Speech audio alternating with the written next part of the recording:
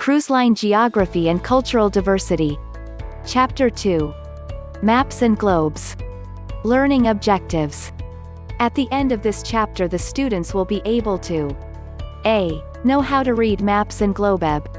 Enumerate the types of the map. Maps and globes are very important tools for identifying places on the Earth's surface. Both are representations of the real Earth at a manageable size. A globe is a true representation in miniature. A map is a representation or a drawing of the Earth's surface, or a part of it, on a flat surface, according to a scale. It could be hand-drawn or printed. It helps us identify the places and locations within an area, helping us to navigate from one place to another. Types of maps. Maps are of several types. They are mainly classified into physical or relief maps. These show natural features of the Earth. Political maps. These maps show the cities, towns and villages, countries and states of the world with their boundaries. Thematic maps. These maps focus on specific information, like the map of a rainfall, roads, tourist places. Maps have three components: distance, direction, and symbol. 5 elements of any map. Some maps may contain more than this, just basic information, but any map should contain these 5 elements. 1. First is your title. The title of your map should tell basic information about the map, such as the area represented. The map could be anything, but the title is going to tell you what, or should tell you some basic information about the map and the basic area represented by that map. 2. The next element is the legend, which is also known as the key, and it explains what symbols that are used on that particular map represent, such as symbols for major landmarks. 3. The third element is the grid. Most commonly represents the geographic grid system, or latitude and longitude marks used to precisely locate specific locations. So on a big map or a map of an actual place, you would often have crisscrossing lines that are going to represent the latitude and longitude of your area in space. 4. Your next element would be directions. A compass rose, which looks similar to this, or some other symbol, is usually going to be present on the map to indicate the cardinal directions of north, south, east, and west. Sometimes a map is set up the way you see it, but north is really off to your right instead of being straight ahead, so having the cardinal directions on the map in the form of a compass rose or some other symbol is helpful to make sure that you are reading the map correctly. 5. And the last element of any map is going to be a scale. A scale shows the relation between a certain distance on the map and the actual distance in real life. Globe versus a map. A globe differs from a map in many aspects. Let us look at some key points of difference between a globe and a map. A compilation of many maps is called an atlas. A globe is a 3-dimensional sphere, while a map is 2-dimensional. The globe represents the whole Earth, whereas a map may represent the whole Earth or just a part of it. A globe can be used to get a broad-level picture of the world, while maps provide more specific information about different places. A globe, being spherical in shape, spins around an axis. However, maps are a representation on a piece of paper, does not spin. Globes are made of hard materials and cannot be folded, making them difficult to be carried around. However, you can easily fold and carry maps all along with you. You can use a map for navigating from one place to another.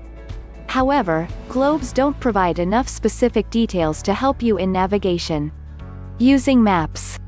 Maps come in all sizes, shapes, and colors, but all of them show, to one degree or another, the world's land masses, known as continents, and the 4 major oceans. It is interesting to note that some maps, or rather those who make the maps, cartographers, do not always agree on the number of continents.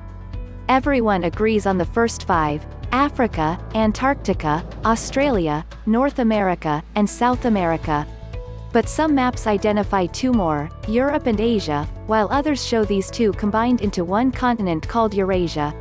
Of the oceans, everyone agrees that there are 4: Atlantic, Arctic, Indian, and Pacific. When looking at different types of maps, it is important to know about land mass distortion. Depending on the map, areas of land in the northern and southern regions may appear larger than they actually are. For example, look at any rectangular flat map of the world and compare the size of Greenland to that of Australia. You would say that Greenland is most definitely larger. Now compare the size of Greenland and Australia on a globe. Which is larger? The correct answer is Australia. Why?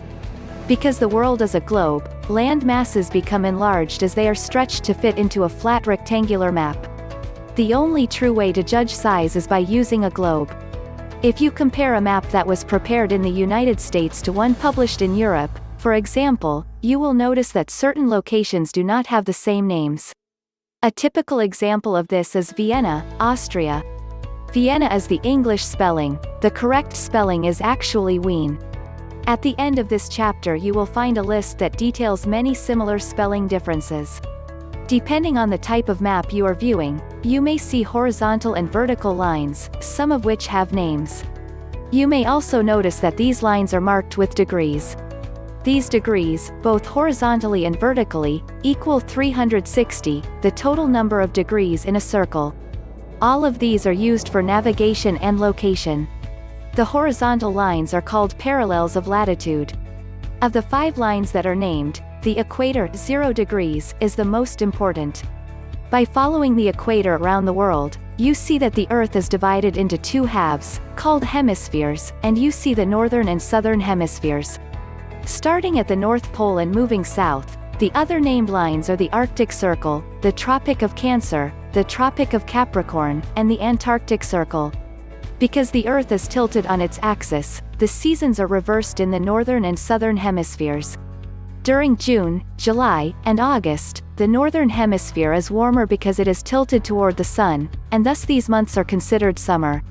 But during December, January, and February, the southern hemisphere is closer to the sun. If your client says he wants to go snow skiing in August, don't discreetly laugh at him. Send him to New Zealand, Chile, or Argentina. Of the vertical lines, called meridian of longitude, 2 are named. At 0 degrees, you will see the Greenwich meridian, also known as the prime meridian. On the opposite side of the Earth at 180 degrees is the International Date Line, IDL. By starting at the North Pole and following these 2 lines to the South Pole, the Earth is once again divided into halves. These are the eastern and western hemispheres. Which is which? Because time is measured in relationship to the Greenwich meridian, everything from this meridian west to the International Date Line is the Western Hemisphere, which includes North and South America. From the Greenwich meridian east to the International Date Line you see the Eastern Hemisphere, including Europe, Africa, Asia, and Australia. The United States and a handful of other countries measure map distances in miles. The vast majority of the world uses kilometers. A kilometer is 0.6 of a mile. By studying maps in closer detail, you also see a variety of terms, some of which may be familiar to. Thank you for listening and keep safe. Rosalie Clave Lyceum of the Philippines, Cavite.